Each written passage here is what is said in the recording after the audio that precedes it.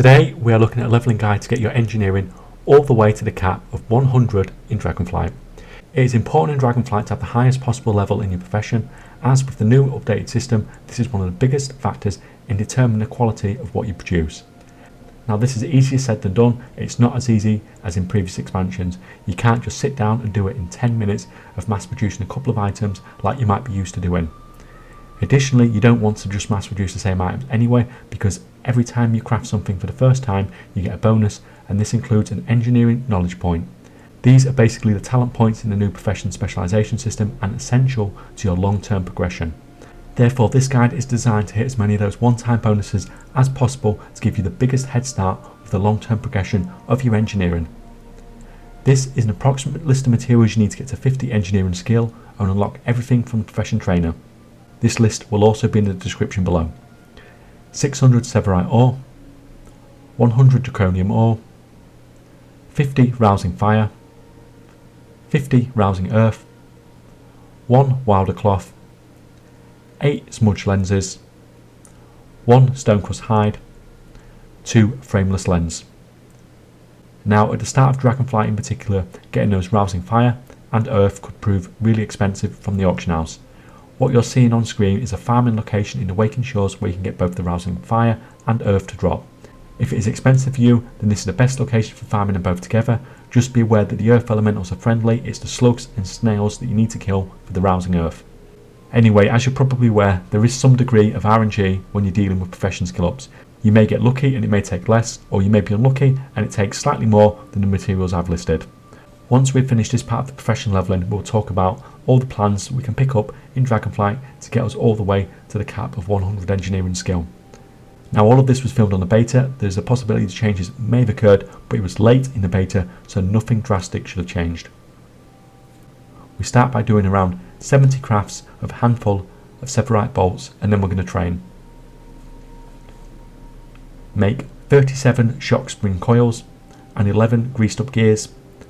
Then we can train again.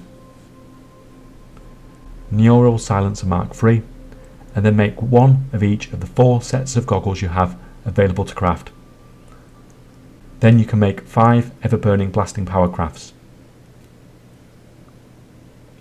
Move on to profession gear and make 1 of each of the 4 profession items that you have available to you, giving you 2 skill points each, and you can equip the engineering one to give you a skill boost.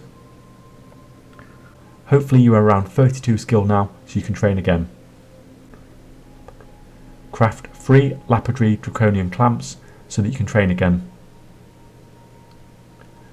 Craft a spring loaded draconium fabric cutter, a draconium fisher friend, and a draconium brainwave amplifier. Now you are around 41 skill to train again.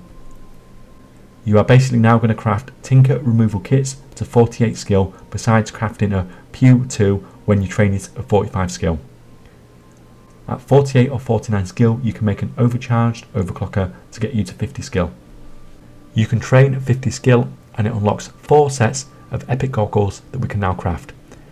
Now these require engineering to use, so there's going to be a limited market for these through the new work order system, but if you can get any sales, these can take you all the way to 100 skill.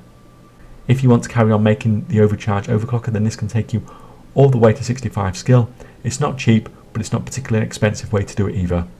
One option to push to 100 engineering skill would be to use our engineering knowledge points. We can use these to unlock recipes that will get us there. Engineering gets the ability to make bracers with a tinker socket, and I'm sure these will have much more demand than the goggles. You don't need engineering to use them, so there is a much bigger market to choose from. Usually on these guides I don't suggest people using their knowledge points at this point, but I wouldn't begrudge anyone going straight down this route with engineering, as it could be one of the best gold making opportunities in a profession that generally has limited opportunities. In Dragonflight we have the return of epic gear recipes that seem to be random drops and are tradable on the auction house.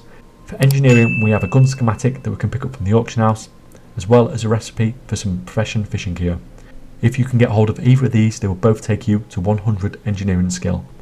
Perhaps the easiest way to level up engineering would be using reputation rewards. We can pick up schematics for 6 bits of profession gear over 3 different reputations, and all of these can take us all the way to 100 Dragonflight engineering skill.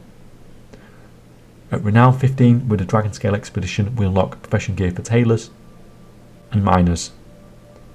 Now, the bottom of the sword bag for miners was bugged on the beta and given no skill ups, but I'm assuming this will be fixed for live and it'll give you the same skill ups as every other bit of rare profession gear in Dragonflight. For the Wildercloth Accord, we unlock profession gear for both a miner and a jewel crafter at Renown 19. Once again, like we said, this will get you all the way to 100 Dragonflight Engineering skill. Finally, with the consortium reputation within Wildercloth, once we hit valued, we unlock 2 more bits of profession gear, this time both of them for engineers. Overall, engineering doesn't seem too bad to level compared to some other professions. The challenge is definitely going to be getting from 50 to 100. It's nice you automatically get the epic goggles from the trainer that can take you all the way to 100 skills, but crafting them for other engineers seems like a really niche market. If you can pick up the gun or the fishing profession schematic from the auction house, then that would be a really nice way to get an easy freebie 100 skill. Most likely, to get to 100 skill, you've already decided that you're going to go down the route of crafting the epic braces and dumped all your knowledge points into that, or you're going to be making profession gear for other players that you've unlocked from reputation grinds. However you decide to do it, I hope this video has helped you to start your journey with engineering in Dragonflight. Thanks for watching, and I'll see you next time.